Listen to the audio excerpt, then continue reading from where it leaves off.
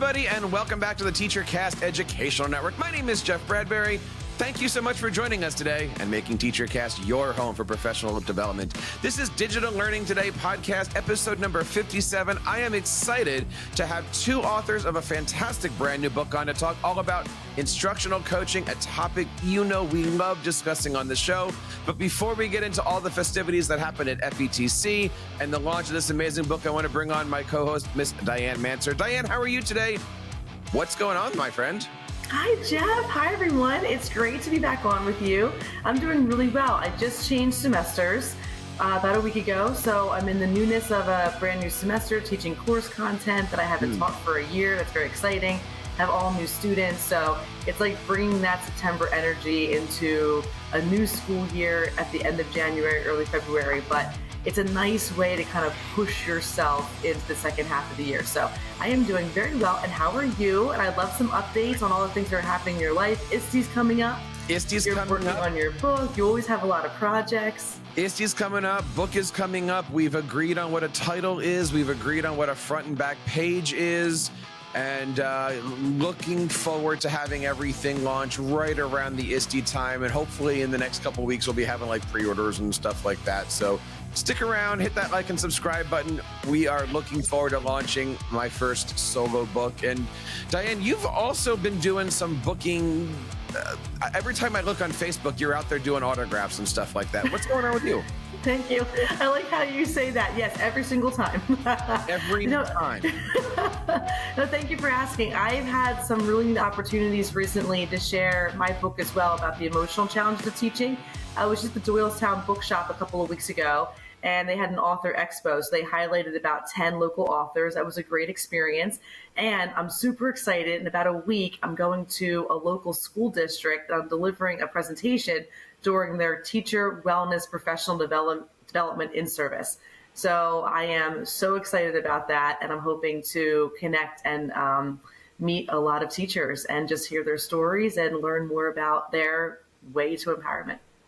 Now, Diane, it's been a while since you and I had conversations about instructional coaching, and our guests today are going to talk all about their fantastic new book. But before we bring them on, you've had opportunities to work with coaches. It's that time of year where teachers are going nutty, right? The semester just changed. I know for you and I, we have brand new kids. Like I've got 225 new kids. I'm trying to pronounce names. I'm trying to remember names. I'm trying to get things in. I just started getting emails about parent conferences for kids that I barely even know. And there are times where the coach walks in. And this is weird for me to talk about being on the teacher's side of the conversation. But what's your conversations like this time of year with your coaches moving forward? I know for me, I'm looking forward towards the end of the year. Coaches are looking to come in and continue working. Where are you this time of year? Yeah, I agree with that. And I think any time of the year has its unique challenges in terms of time. But I do think our best coaches are very aware of that. They're perceptive of that with teachers. And one thing that I encourage for myself and anyone who's listening who's in the classroom is that when we say things like, I'm so overwhelmed, I'm so busy, I can hardly even keep myself, going week to week, or I'm behind in this and I'm behind in that, that's when I feel like we need our coaches. Because our coaches are going to be able to come in and say, well, just tell me a little bit about your needs. And then if you share, well, my needs are, I have some student disengagement and I'm working really hard, but like they're kind of disengaged and that's causing their skill, they're not retaining skills or they're not progressing.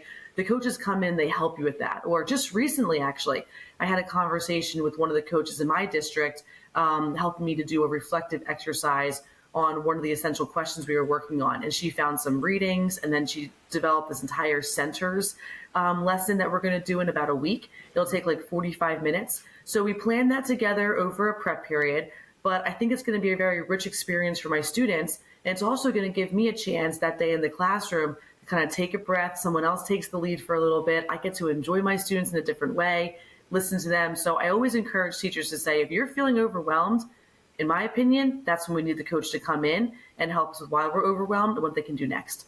Well, I'm looking forward to our conversation today. Our first guest is the lead coordinator for instructional tech programs in New York and also the Capital Region Director and Trainer for NiceGate. I want to bring on my good friend, Miss Laurie Guyon. Laurie, how are you today? Welcome back to the I'm doing good, program. Jeff. It's so good to see you. Hi, Diane. So great to see you. How Hi, you Laurie. Nice been? to meet How's you. everything going? How was FETC? Oh, FETC. I tell you, it's such a great conference. I'm so sad you weren't able to be there this year. It's a great experience. It's one of those places that after you leave, you just feel so inspired. Like you get to have those hallway conversations with people that, you only get to see once a year, or, you know, online, but you don't get to see them in person till you get there. It's a premier experience, all the sessions are always great. It has an amazing expo floor. So I always leave there feeling kind of, I don't know, excited about what I do. And this time we got to launch our book, the new book that just came out. It's called ArchiTech. It's about laying the foundation for educational coaching. So it was a really exciting experience to do right there at FETC. Well, let's talk a little bit about that. You have brought your co-host, right? This is the podcast guy coming out. Who have you brought with you today, Laurie? Yeah, so I brought my co-author with me, Aimee Bloom. She is here with us too to talk about the book. Before we came on, you were asked about the cover. She is the artist extraordinaire who designed the cover and actually built the whole book. So the layout and everything is all props to Aimee. She just did a great job. It was a pleasure to work with her. We've known each other for quite some time, and we're so glad to be able to do something together. Welcome to the show, Aimee. How are you? Oh, doing wonderful now. Thank you for asking. You are the supervisor of instructional technology in Buffalo, New York. Talk to us a little bit about your program and how are things going as the year is progressing into 2025? Well, I oversee the tech coaches for the Buffalo Public School District. So much to your conversation, we're gearing up for that state testing and the second half of the year, and a lot of changes. So some of my coaches are pre-K through 8 and others are 9 through 12. I do have a couple of coaches that are in those in-between buildings where we have 5 through 12th grade experiences. So we're ready for it. We have a meeting tomorrow. We do monthly meetings, and I'm excited to see everybody's face tomorrow. Now, you guys mentioned that you just launched this book. All of the links are going to be over in our show notes, Digital Learning Today, episode number 57. How did the book come across? Who was your publisher? What was it like? Talk to us a little bit about the process here. Mm-hmm. So Aimee and I always laugh about this because I've been bugging Aimee for quite some time about this topic. I actually started writing the book thinking this is something I wanted to do after a session I actually did at FETC last year where I had a lot of people in the room. I mean, it was one of those standing room only sessions where you're like, wow, like this is something people are interested in. Wow. And but as I started to write the book, I realized I couldn't do it alone. Aimee has such a wealth of knowledge in being the supervisor. So many coaches. She's done the coaching cycle many more years than I have. So, I asked her and she thought about it. And then I asked her again and I asked her again. And finally, it was like, being rejected for a date the first couple of times. Yeah. I was like, I got to think about it. I don't know. We got to see. That is exactly how I got Diane to be my co-host. I'm right there with you. Yeah. And then after I was like, all right, let's go on that date to McDonald's and have some chicken nuggies and we'll get this thing going. So it's been. I got Diane to be my co-host. I mean, it's been a fantastic, it was just such an honor and it was just so great that we had a good personal working relationship and good professional in terms of like being able to like present together, but to do a project of this magnitude, of this scale. And if you're not familiar with New York State, Buffalo to Saratoga Springs is probably about 5 hours in between. Yeah, give or take. take. 6. Closer door to to door, 6. it's closer to 6. Yep. And who is this book written for? Is this specifically for coaches? Is this for admin of coaches? Is this for who's looking at this book? Well, I will tell you, when I first started it, I was really thinking just the ed tech coach or those aspiring to be an ed tech coach. But the more that we worked together and the more we were building it, we realized that everybody has a role in that mentorship, in that helping out the next person in line, or is aspiring to do the next thing, within the education system. So really, I think it's for everyone. Yeah, I really find that, at first it was like almost we were looking at a handbook for the how to do, and then it ended up being No, this is it. Like it's building those relationships, and anybody at any level and any industry can really learn from that. So it's more about theory and practice. And we bring a lot of our own personal experiences within the book woven right in, which I just think it gives it that ultimate lens of experience and pedagogy and practice. Now, Diane, I'm curious here. Being the one on the panel tonight that hasn't been an instructional coach, True. Mm-hmm. they're saying you should read this book too. What do you think about that? Oh, I absolutely will be buying this book and reading it. And Jeff, just so you know, I'll be first in line for yours too. That link She should be plays no coming. favorites. I'll meet you at McDonald's. Okay, we'll have that. That link should be coming to me first. No, I think this is the whole point. It's this idea of like, what are we noticing that hasn't been serving us, and where can we find the tools, the strategies, and the resources that will soften that for us, whether it be the classroom level or, perhaps our K to 12 coaches, whatever specific role they're in. But I think it's that reflection piece of like, what's not serving me, and then what can I do to enhance that in my classroom, or to kind of like bring that down a little bit, so the next school year or that next part of the school year, we're not then still stressed by the thing that we're recognizing isn't serving us. I would love to know. I love a good story. I love hearing people's personal perspectives. I am a favorite of nonfiction. Is there any story that you wouldn't mind sharing on the show tonight where you could say, this is in the book, but it's really intended to teach this lesson or bring awareness to this problem that a lot of coaches could experience? This is how they could work through it. Well, we have a whole chapter dedicated to obstacles and our personal experiences and how we navigated. And I think what made it real authentic was that we went through these experiences, and everybody's going to experience an obstacle in their own way, and every interaction with another human is going to lend itself to its own story. So, I mean, we even talk about goals, setting those personal goals, and then we interweave our own personal reflections and how we set goals and, accomplish different feats in our life that we are maybe want to achieve within a week, or maybe it's something we set 3 years from now. So, Laurie, our stories were just so great. When we sat there and we're writing the book and we saw each other's stories, I'm like, oh, I feel that. Like, I think like when you're reading it, it's not just like us telling you what to do or how to be a coach or how to set goals or interact or do the practice of UDL. We actually make you live it through our eyes, where I think it's more relatable. Yeah, we definitely have. I mean, like you said, there's tons of stories in the book. But I noticed when I was doing like that final read through, where you're like, I got to make sure we've dotted all the I's kind of thing. I was laughing and I texted Aimee because, we've never actually met in person doing the book. I mean, we've met in person, but not while we were writing the book. But it was one of those things that we did so many stories that were more about what went wrong and how we would do it differently. So we spend so much time saying, here's something that, here's where we thought we were going in the right direction for coaching, but we realized something that was important to us. Like I tell one story early on in the book about working with a group of high school teachers. They were trying to integrate the computer science standards that we have here in New York. And I was hitting a wall, and they explained what they needed. And I went back and I worked on some things, and I went back to them again, all excited, thinking I had it right. And again, I was wrong.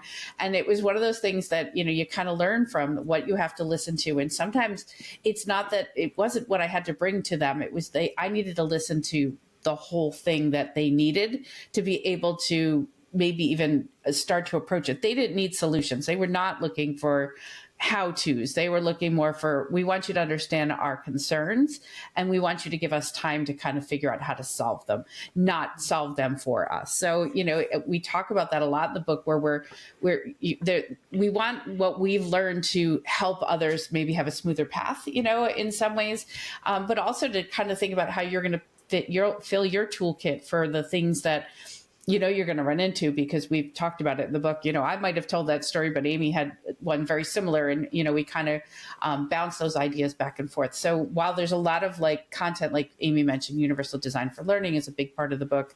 We talk about all the different, teaching structures and lesson planning and all that kind of, things that you expect, but we also kind of try to look at what are you going to do in that moment when you get stuck, or when you hit that obstacle, like Aimee said? We have a whole chapter on just that alone. Or it's okay to pivot and start over again. Like there's a story I have in there where you're just like, this just isn't working. We need to sit down and have a conversation and start over again. So although, some of the stories, we don't bluntly come out and say that, but, it's up for the interpretation of the reader to be like, oh, that's okay. It's okay to go through this and have to say enough's enough. We need to pivot, reconvene, or start over again. Diane, it's always interesting now that I'm on this side of the coaching, I'm in the classroom now. It is the same thing as teaching. And I know people are like, of course it is. But I mean, even now, did I teach something the right way? Did I force it on them? Did I let them figure it out for themselves? Did I have to pivot? All within the same lesson times 25 kids. Do you ever find, Diane, that, you're coaching rather than teaching, or are you coaching and teaching your students? Yeah, what I'm taking from Laurie and from Aimee too is listening. That sometimes, when we're coaching or we're teaching, we want so much for the people that we're working for to get it, that we're like, well, here, let me show you a different way, or here's another resource. And what I love about what you just said is good coaches are also really good listeners. And good coaches will also guide you through, perhaps, if you're in a stress spot or you're feeling overwhelmed. It's kind of like, well, what do you need from me? What would make this? What do you expect from me? And then being able to listen to that answer. And sometimes it's like, we just need you to hear that this is new for us and we need some time. And you're like, oh, okay, well, I can give that. Let's reconvene in 2 weeks and see what this is looking like for you, Or like even for my students too, where it's kind of like, well, what do you need here? And it's like, well, we haven't actually practiced this, and now we're applying it into an assessment. And you're like, oh yeah, I guess I did only actually teach it to you. I never really allowed you time to practice in that formative assessment way. And that could be where you could bring a coach in and say, I could use some formative assessments on these skills. Could you help me develop them, or maybe even help me data track it? Like, did that actually do anything in the final assessment? And that would be a great place to bring a coach in. I have to wonder though, in the coaching world, and I'm going to say this has to be totally true, but I have all three of you here with me. Is it incredibly overwhelming to be a coach for so many different teachers, personalities, and needs? Like, I'm working with 9th grade English, so I have a very, very strong sense of like, this is what this age group needs. This is what I'm working on. This is my curriculum. Here's where I'm going. But I could imagine for your week to week, this is one of the challenges you talk about in the book, maybe, that how do you navigate so many different situations and then keep yourself feeling like you're accomplishing something and you're not just running from one thing or checking in and checking in? Well, first it all starts with relationships, understanding your audience, organization. We talk about that in the book a lot. Like, how does one stay organized with the various tasks? When I was a coach for BOCES, I was in several different schools. So I had to be very organized, on top of my schedule, or I'm driving from one side of New York to another side of New York that I had no intention of going to. Also, meeting your learner where they are and not the other way around. So that is vital when you're going into the classroom. I was just with a coach today, and we had a candid conversation about how important it is that they understand that they are the master of their classroom, their content, and they're the role of the coach is just to take them to that next level. Yeah. And I think Aimee said pivot earlier with understanding, like sometimes when you think you're going to be coaching something and it becomes something else, but that happens like you said, Jeff, in the classroom too. I was with a group of teaching assistants just this week, and I was asked to come in and teach them like AI tools for differentiation, right? So I'm like, oh, fun topic. We're going to talk about these tools. And I start to dig in, and I turn to them and I ask them, I said, what's something that you're struggling with right now? And let's see if we can use AI to kind of, help you with it. And one TA was dealing with a child who happened to be in the first grade, dealing with a lot of behaviors. And you could see she was getting frustrated just talking about it. You could see she was like, I've tried this.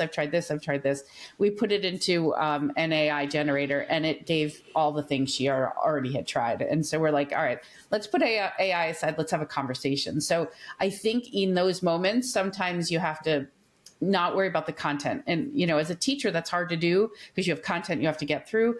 But as a coach, I think you have that flexibility to be able to say, okay, we may be here to talk about AI for differentiation, but we also have somebody who's, you know, maybe just needs that somebody else to kind of listen and somebody else to offer the conversations. And did we turn it back and go back to AI? Sure.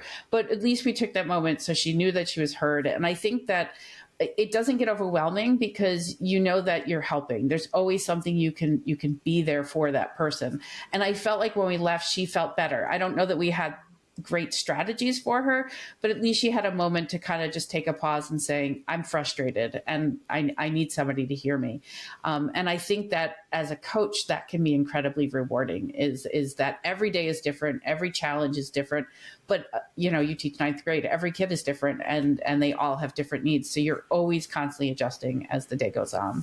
You know, it's interesting. My answer was actually going to be the combination of those two, right? It is relationships, but it's also about who. You know, Laurie just said, we were asked. My first heartbeat said, were you asked by the teachers to go in or were you told by the principal to go in? Oh, yeah, it was totally admin. Totally different scenarios, right? I see. And we talk about this on the show a lot of at the beginning of the year, does the principal say, Laurie's your coach, have fun, or Laurie's your coach and this is how she's going to be working and this is what her you know, how do you get set up to build those relationships? And, you know, we've had people on the show that they just kind of get dropped off in the middle of the school and figure out the program. And I've got some people who are extremely successful because they have somebody like an Aimee who's overseeing coaches and working. And Diane, it's an amazing question of how do you make this thing actually work, right? Yeah. Yeah, I would love to know your advice too. Let's say you are the coach who's starting off in a new school, but yet it's like February, you know, so the teachers are in the middle of the season, middle of the school year, their systems are running. Whether or not they're feeling organized and feeling ahead of things, they at least know what their next moves are. Now you have a coach coming in mid-year. And then also, what would your advice be to someone who is going to start off in August, September, but they know that information in July? So would you suggest they do some work July and August before that school year starts? And then what would you say for the instructional coach coming in mid-year? Maybe go first, because she and I have different, you know, places that we work, right? Because I work for 31 school districts. Aimee works for one very large school district that's probably bigger than all of my 31 combined. So Wow. We'll let her talk first. Yeah, so my first year at Buffalo, I had 4 coaches join mid-year. And it was very interesting because I didn't do any of the interviews. I didn't know who they were. They showed up not only at my door, but at the school's doors as well. So, and what I have done, and we hired a couple after that. So what I have done is personally, I set them up on a 3-year plan where we meet every other week and I help them scaffold how they can get into classrooms. So I always tell them the first thing you need to do is reach out to the principal. I mean, my system's a little different because of the context of Buffalo, but they reach out to the principal and make that connection. The principal either introduces them or they have the pleasure to introduce themselves. This is what their background is. This is what their expertise is. This is how you can contact them. I then encourage them to create a newsletter and I tell them to put their face on it and hang it around the school. So they start putting a face to a name. I then encourage them to find just the easy way ins, right? Does someone need help with one of their interactive whiteboards? Come in and then take that extra minute and show them a little trick or tip that goes along with it. From there, once they start getting in, I say, you know, small bite-sized PDs. Find one little thing to get them in. If it's like one little aspect of some tool that's being pushed out that everybody was overwhelmed, just take a moment and say, look, in Adobe Firefly, this is how could it be applied. We're going to take 10 minutes and scaffold that. And then from there, we start working on different structures throughout the year. In August, I mean, they have an amazing opportunity to get ahead of the game. We had some shifting and moving about in Buffalo this year, where some coaches were put into another building. So again, it really is starting over. It's about those relationships with the building admin, getting in the door again. Just because they've been a coach for 7-8 years, when you shift a building, even in Buffalo, now we have 65 buildings in my district. So, and they're all very unique, and they all have their own needs and their own culture. So it is essentially almost starting again. Now, the coach that has been successful in understanding relationships and, is able to make their way, usually, they pick it up pretty quicker come September, October. But it is starting basically, no matter where you are in the year, it's just understanding what you're walking into. You have more opportunities, I would like to say, in September, October, with superintendent conference days and professional development and, getting into your grade level meetings. Laurie, do you have anything to add to that? Yeah, for me, like I said, I work with 31 school districts. I'm embedded in one twice a week, and then the rest of the time it's wherever I'm needed. My team, we have another 7 districts, maybe, or maybe a little less than that. I'd have to count, but that they're embedded certain days of the week as well. But overall, most days it's new people, new situation, new building. So the relationships are important because you want that superintendent or that principal to invite you back. But you're not building that one-to-one with that teacher that's going to keep inviting you in, except for the districts that you're typically embedded in, just because of the nature of how many, I'm a team of 4 and there's a lot of districts. So yes, relationships are super important. I think it's more Aimee, what Aimee kind of said with that small moment is finding those moments to really make those connections with whoever it is you're with. Like for that teacher's aide, it was sitting down and just having a conversation about strategies for dealing with it with a student with some behavior needs, right? And another one, it could be integrating literacy, or maybe there's something new that they're trying out in the classroom. For one district that I work in, their Project Lead the Way district, there was one lesson that the teachers were really struggling with. And I had said, and this was several years ago, I'm like, I'll come in and do it. And that way I'll model it. And so I did that. And then, the next year, the newer teachers had me in again and again. And then now I have somebody else that's doing that. But sometimes it's just finding those little parts, those little ones that all of a sudden they're like, oh, Laurie knows how to do that. Let's invite her in to do that. You really just want to become that resource that they want to come to you. And then, the newsletters are super important. We're not in every district, so we don't paper print them around the school. It's a digital one that's sent out monthly as a whole overall one, and then each of the districts we're embedded in with, they have their own weekly one. And then it's throwing things out there. Like I create these monthly calendars that we send out with just ideas, and I feel like those calendars kind of make people go, oh, I saw something on there I'd like to try. Can you come in and do that? So it's finding those small ins to build those relationships. How do you put all that together? You're saying, I've been in the coaching world for many, many years, right? Mm-hmm. You're saying you've got multiple school districts. I'm sure each of those school districts has multiple buildings. How do you know that Mrs. Jones in school district 14 out of the 30 that you have is doing a science project and just happens to know you to happen to, how do you manage all of that?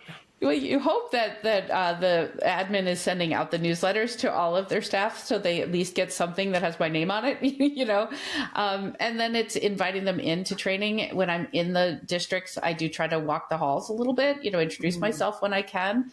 And word of mouth, is a big one too. If they're coming into my BOCES for a training on something for their ELA program, and I pop in and I'm like, hey, I'm your tech person. This is who you contact if you have questions on the ed tech you're using in the classroom. New York has some new things around Google that's happening right now. And one of our curriculum people came in today and said, hey, we got a group of teachers here. We're doing some things on, I don't even remember what it was, whatever the topic was. What are the ways that our teachers can still use YouTube? I'm like, here are the 3 ways. And she's like, great. I'm going to say, Laurie said, these are the ways you can still use YouTube. Yes. So it's finding those little things that kind of get your name out there as much as you possibly can. I love the advice about the 10-minute lesson, or here's a way you can use this tool. Did you realize that this big thing that we're using has this feature over here that could really make your life a lot easier? Here's a video, here's me teaching it to you in person, or here's a newsletter. I love that because I think that if I were new in this role, I would feel so overwhelmed and I would feel a lot of pressure that I wanted to prove myself. And I wanted people to know that I was doing my work and I was, if I'm working in this classroom over here, the perception could be that I'm not in the classrooms other places. And you're like, but I'm working really hard in the classroom over here. And I think that must feel like a lot of pressure for our coaches to be like, just because I'm not visible to you doesn't mean I'm not working really hard to make the tough situations better or to make students' skills better. Do you ever come across in your coaching of our coaches that maybe there's a time in the school year where especially new coaches are like, I don't know if I want to keep doing this. I think I want to go back to the classroom, or this isn't what I thought it was going to be. Do you ever experience that? And then what's the advice you give to those coaches so that they stay confident in the work? Yeah, that's a big one. I actually had somebody who stepped back that used to work for me and opted to go back into the classroom, and it was not the coaching part that she really struggled with, or from the way when she left, it was more the presentation. Like, there's so much, you have to be very comfortable with being in front of different size groups and being able to, like Aimee said, pivot. To be able to have that background. I mean, when I first started out, teaching is my third career. So, I did professional development in my first one. That it's just I was doing it in the insurance world instead of the education world, and I think I learned that I loved teaching adults, back then. So when I had the opportunity to switch to the tech integration kind of role or tech coaching role, for me, it was, I love being in front of different groups of people. And the bigger the group, the better. I'm good. I don't care how many people are in the room, right? If I'm there to help, I'm happy, but not everyone feels that. So I think you have to, if you're going into a coaching role and you're thinking about it, I think you have to think about all the parts. It's not just pushing into a classroom and modeling a lesson or doing a one-on-one conversation. That's only a small part of it. You also have to be dynamic enough to be in front of a large group and be able to give these big presentations. And she still comes to everything. Like, do I see her going back into coaching? 100%. But I think her role in coaching, now that she knows what she likes and what she doesn't like, will be very different, because she was great at what she was doing. She just preferred to have, if she's going to be in front of a group of people, she preferred for it to be her high school students versus, a group of adults. I think a big component of shifting from a classroom to the coaching role is freedom. And I mean that in the most open heart way. In a classroom, you're given your schedule, when lunches, when you could dart to go to the bathroom and back in between classes. But when you're a coach, you're responsible for your own schedule. And that has a lot of responsibility and a lot of stress added to it that I don't think a lot of new coaches realize. And I actually had to coach the coach last year about how to set up her schedule, about how to set aside time for professional development for herself, right? Because we are deploying a lot new technologies ever evolving. You need to keep on top of it. There's different instructional practices. We can go on for that, but how are you filling your bucket, let alone balancing your time? And then transparency, because I require that they have to maintain a calendar and share that with me. So there is that transparency between myself and them. It's not an I got you, but it is making sure that, if I'm noticing some gaps, well, what can I do? I need to support you. So how can I help you to make sure you're the most successful? And I think a lot of it is you go from being told what to do, what curriculum to write, or what curriculum you must follow, and all of these restraints. And now you're your own boss. You're an entrepreneur, essentially. That's why I tell them you have to sell yourself and make those connections and find ways into the classrooms. I couldn't agree more. And this is why most of the stuff that you've seen from the coaching side of TeacherCast has all been about marketing and branding and stuff. And not just do a newsletter, but how do you do a newsletter? Yep. Okay, maybe I'm segmenting into my own book topic here. That's okay. Segment It's away. okay. It's your podcast. But like that is so important. And Diane and I talk about this, but as a teacher, I miss that side of the job because now I'm back in the classroom. It's okay. The bell rang. Now it's bathroom time, as opposed to like, no, you actually can be your own business person. It is. You really are your own. And that's what makes it so interesting is the business side of education. And coming from BOCES, it's all business too. It's that business side. Like Laurie even said, like, how do I make that connection so they want me back next year? Okay. And if you live by that, you will always have a secure job. You will always be secure. It is very heavy business, marketing, yourself, your brand, who you are as a human. Oh, I love that so much, that way you phrase that. That's so inspiring. Even just for myself, like what can I do as a teacher where my students want to come back into my classroom tomorrow?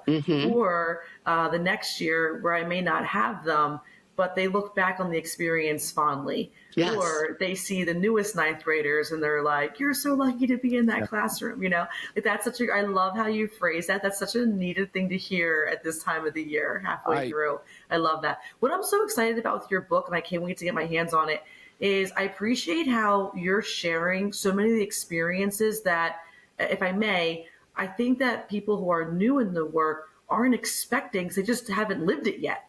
So you're providing like, these are some of the things that went really well. These are some of the things that if I could have done it differently, I would have taken this approach. And that is actually what those teachers needed. And here are some things, even just down to the schedule, that you're not really thinking of because you're thinking about everybody else. Like coaches are always thinking about everyone else. And they do tend to think about themselves last because they have a whole program they're launching. So they're managing so many different pieces, and it comes back on them. And I love how you're even providing that in your resource of these are some things you have to consider before entering the work. And if you can get a hold of them and you can work them to a strong level, you'll be so much better for it as you navigate that first year in the position. Yeah, so true. Yeah. So Laurie and Aimee, as we start to look at the coming summer, there's people who are listening to this show that are saying to themselves, how do I become an instructional coach? Mm-hmm. I remember way back in 2008, 2009, when I first became a coach, it was basically, are you Google certified? Hey, things have changed, right? The world is different. Things are, going much quicker. Requirements are different. I can't remember, I'm sure it was available, but I can't remember in 2009 seeing on an interview, I needed to have a master's in instructional coaching. Now these things are available. Now they exist. And there actually is a certification in New York State, but nobody requires it. I mean, I'm now teaching a college program of how do you get a master's degree in instructional coaching. Like these are big things. Mm-hmm. Talk to people out there. I'll even make a cut of this just for YouTube, right? If I was going to be looking to become a instructional coach this year or looking to become an instructional coach in the future, what do I need? Do you want me? So go for it, Aimee. As someone who's hiring, yeah, I was like, this is for you. Yeah, this one. I look for classroom experience. Like I want that 5 years of classroom experience. Like I need you in the trenches. Although I do value the educators who wake up and they're like, I taught for a year, let's do this. This is what I want to do. That experience is so vital. The certifications are great. And I don't ever want to negate, but I look for more of the ones that go for like the pedagogy, or the affiliations you're a part of, and how are you making an impact in our world, the ed tech society, right? Because let's have a moment. Like some of these certifications, you could sit down and get 4 of them done within a workday. So not that they're not valuable or not needed or warranted. I'm just saying that sometimes it's not always the certification that is that. But I also, for me, I want to see what experience you have working with adults. Right? Do you volunteer to work in subcommittees or committees? Do you volunteer to write your ed tech plan at your school? How are you putting yourself out there? Have you presented at conferences? How do you seek professional development on your own? So those are some of the items that I look for, because there are now, to your point, there are degrees. And like I said, there is even my first master's degrees in ed tech and educational computing, but it wasn't anything, and I say that, but it was more computer science than it was ed tech coaching. Mm-hmm. But to any admin, they really couldn't decipher the difference, because I don't know, I guess there is now, but there is an ed tech certification and a program at a local college not too far from me that does have that here. But do we make it a requirement? Is it a tenure track? No. Yeah, I'm with you. These programs are out there. Right? Yeah. I just started teaching an adjunct at Fort Hays in Kansas, and it is a master's in instructional. Mm-hmm. It is designed multi-year, multi-everything, whatever the number of credits are. It is designed to get you into these interviews. That's great. Yeah. If that's on someone's resume, I'm not going to be like, no, you're out. Don't apply here. I mean, it's a bonus, but I'm saying it's still not the norm. Yeah, no, I mean, I'm looking at the people I've hired. My whole team that I have, none of them have a degree in ed tech coaching or coaching in general. Two of them were library media specialists that I hired. And they tend to have a great lens as far as that whole district view, and tend to be a little bit more willing to take things on in general. So, and I'd seen them present and that sort of thing. One actually I acquired, one I hired, both absolutely amazing educators and great presenters and are doing amazing work. And then I have another person who works for me who was a classroom teacher, but he taught classes at a local teacher center, in his spare time. He's big. He's a big outdoorsman. He was teaching gun safety classes and outdoor ed and these kind of things to all different groups. So, I looked at the whole picture of what was he doing in the classroom that was, or for all of them, what they were doing in the library, what they were doing in the classroom, what were they doing that was maybe not scripted? It was something that they were taking the students and doing something different, where they writing plays with them, were they using robotics, were they tapping maple syrup, whatever it is that was something different. That's what I kind of look for, because Aimee is a much larger team, but I want my team to be well-rounded so we can offer more opportunity. I don't have to be the expert in everything if I have a team that can do that. So I think for somebody new coming up is, what's your niche? What's the thing that you're really good at? And, and showcase that, whether it be, like you said, Aimee, doing getting your certifications or whatever, but it could be posting it on social media. It could be presenting it at a conference. It could be doing a PD session before, after school, or at a faculty meeting, doing a 10-minute presentation. It's just showing the interest and really hustling a little bit. Or let's have a raw moment. If you're a physical education teacher, play up on that, because I'm like, to your point, I like my team diverse. Like I want the art teachers, the music teachers. I had a phys ed teacher on my team at one point. And play up on your differences on that. And own them and show how you can shine in that area. So yeah, that's a very, very valid point there. When I had the opportunity to build my coaching program, I made sure that we hired the elementary specialist, the secondary specialist, the science, we basically built the baseball field. But do you find now that there are still some non-negotiables? As an example, if you're in a Google district, you have to be at least level 1. If you have the coaching badge, that's great, or the trainer badge, I should say. But I mean, if you're going to be applying for a coaching position in a Google school and you haven't at least gotten level 1, like, that's out the door. Or is ISTE certification now the norm? I mean, See, I think anything is coachable, right? Like, I don't want to pigeon-tail hold them into one tool. So we're a Microsoft district. So if someone comes to me with a Google certification, well, I'm like, okay, well, you understand how to use the tool and apply it. And now it's a requirement that you become Microsoft certified once, on my team. But I don't want to say that's a no-go for me, because I think I look more for, I want someone who is a go-getter. I want someone who is able to maintain their own schedule. I'm not a micromanager, so I really need them to have open communication with me, not be afraid to reach out to me if something goes wrong, not be afraid to reach out, make relationships with principals, not be hesitant to present in large groups or have that one-on-one coaching session. The tools are all second for me. And that's just my opinion. I don't want to say that's an overarching when employers are looking at your certifications and what you're qualified in. Yeah, I think I'm the same way, Aimee. I don't look for certain certifications, but I want to know what tools are you comfortable with, and when there's something new, like, I mean, AI, let's just say it right there, right? Those are all new tools that we've been seeing in the last few years. I want them to constantly want to learn something. They don't have to learn all of the things, right? But I want them to have that thirst to, I want to try this. I mean, I want if I said make a presentation of all the AI tools that you've explored, I expect it to be pages of, different tools. I don't. I'm looking more for how they are apply it. Eager to get professional development and wanting to keep pushing themselves to that next level to learn more than what maybe they're a master in already, right? Yep. Because the minute they're a master in something, it's already something else.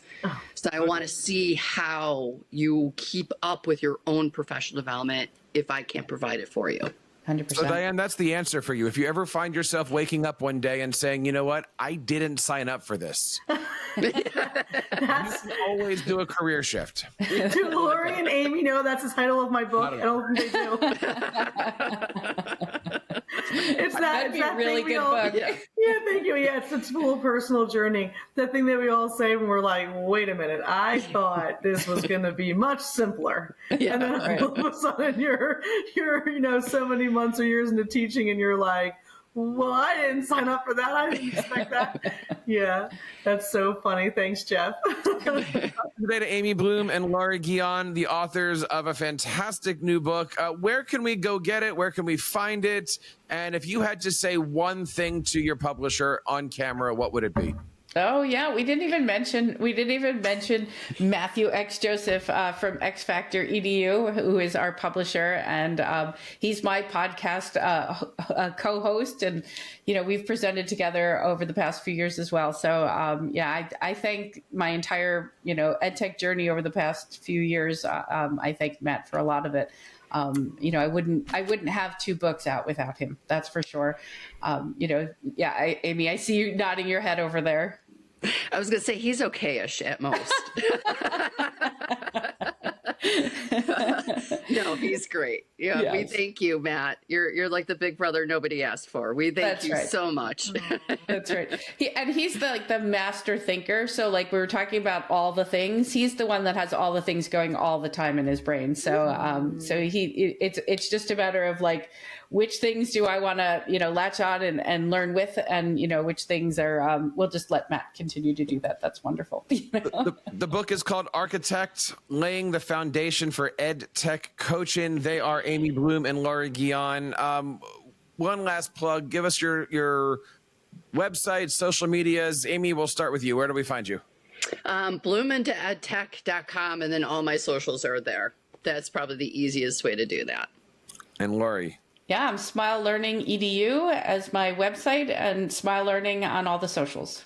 Well, Diane, I love taking this trip back into EdTech coaching. It's been a while since I've been in the trenches like that, being in the classroom, but just having these conversations, seeing that there's a lot of similarities between what was happening years ago and what's happening now. There's so much stuff happening out there. I thought this was a fantastic episode, didn't you? Oh, me too. And I also really appreciate anytime we get the opportunity to hear from another person's perspective who's in education with us, and then we can be sensitive to what they're doing, open to what they're doing. And I just think it helps all of us to remain willing to give things a try, because we can hear, like, this is what we can offer, it's what we're excited about, and let me just come in and show you some things. So I'm so glad that everyone got a chance to hear this tonight.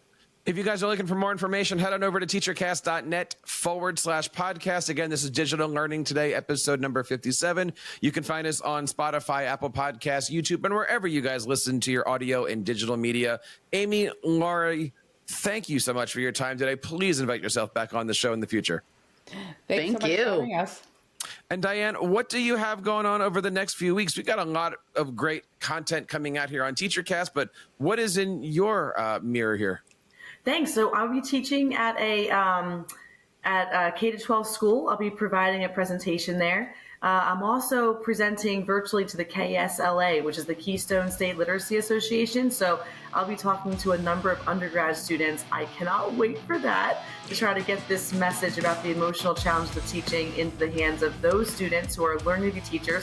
Just like Laurie and Aimee, what you guys do with your work is trying to get to people a little earlier so they can be a lot stronger before they even start. Nice. And of course, we'll make sure we have links to everything over on our website. And that wraps up this episode of Digital Learning Today, episode 57. On behalf of Laurie, Aimee, Diane, and everybody here on TeacherCast, my name is Jeff Bradbury, reminding you guys to keep up the great work in your classrooms and continue sharing your passions with your students.